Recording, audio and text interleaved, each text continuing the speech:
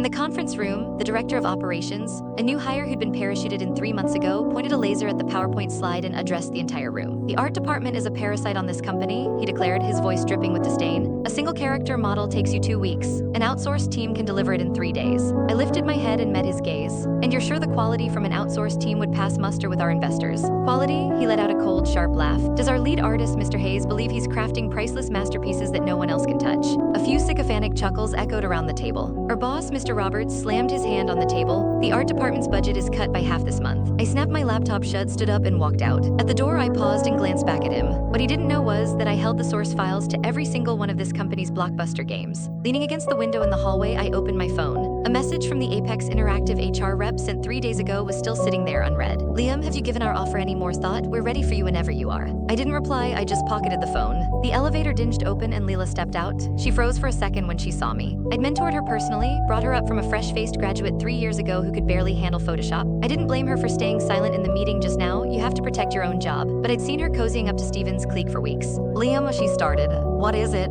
She bit her lip, her eyes darting away. "About the meeting just now, Don't worry about it," I cut her off. "Everyone picks a side." I turned and walked back to my office. She remained rooted to the spot, her eyes welling up with tears. At 9 that night, the art department's group chat exploded. Steven had posted a new notice. Effective immediately, all overtime meal stipends and cab fare reimbursements for the art department are canceled. Dave, one of the older modelers, typed a single question mark. "Steven, we often have to work until 11 or midnight. This is." Steven's reply was instantaneous. "This company doesn't pay for dead weight. If you feel mistreated, you're free to resign." The chat went dead silent. I stared at my phone screen, then opened my notes app. I took a screenshot, logged the date, and saved it. That made 7. The next morning, Leela knocked on my office door. "Liam, Steven wants me to take over the character design for Shadowblade." I looked up at her. Shadowblade was the company's new $30 million project. I'd spent a solid month burning the midnight oil to perfect the main character design. "He said the original art is too dark, that the investors won't like it," she mumbled, avoiding my eyes. "He wants me to design a new version with a lighter, more accessible style." "Fine," I said, "go ahead." She was clearly taken aback by how easily I agreed, staring at me for a full 2 seconds.